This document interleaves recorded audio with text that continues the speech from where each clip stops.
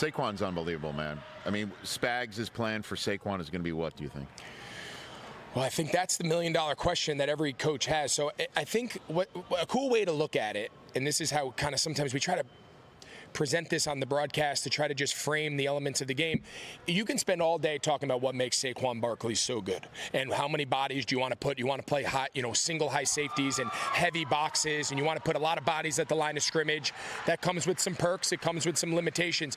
But before you get into all of that, the best way to take Saquon Barkley out of the game is not the Chiefs' defense. It's the Chiefs' offense getting out, playing with a lead. Take Philadelphia out of the play style that allows Saquon Barkley to run the ball as much as they do. You can only give your running back, whether it's Saquon or whoever else, you can only give your running back this amount of volume, this amount of attention in the run game, if you have a great defense, if you're playing with a lead in the second half, all those things that allow the run game to be more effective. If you're giving up 30 a game and this turns into a shootout, I'm not sure I can just turn around and hand the ball off every time to Saquon Barkley, because now I'm playing catch up. I'm trying to match you points, possessions, turns into a little bit more of a passing style game. So I think the pressure to stop Saquon is actually the Chiefs' offense.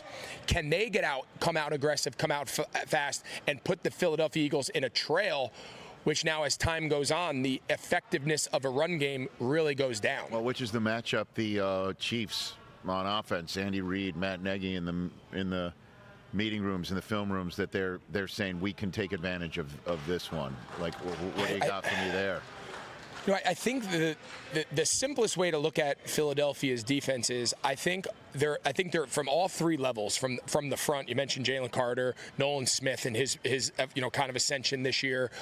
Jordan Davis. They've got a lot of big bodies. Zach Bond could be the best story in football. I mean, signs a 1 year, at the time, a very kind of afterthought free agent signing. He goes to be a potential defensive player of the year. Like, he was that impactful.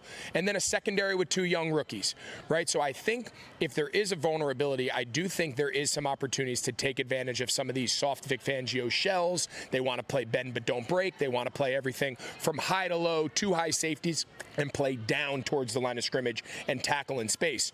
So I think if you're Andy Reid, I think the biggest thing is, can we block long enough to get those second and third level passing concepts? Can we get layers into the coverage and be confident enough that I can hold up inside and get four hands on Jalen Carter, but then not be limited on the edges with the pass rush? So the pass rush of Philadelphia and what their ability to get the ball out of the quarterback's hands has really been what the Chiefs have been all year. It's a catch and throw kind of style offense. Can they hold it and create long enough to attack downfield, generate some chunk plays? That's something they haven't done pretty much throughout the course of the season. They're not an explosive offense. They're kind of a methodical style.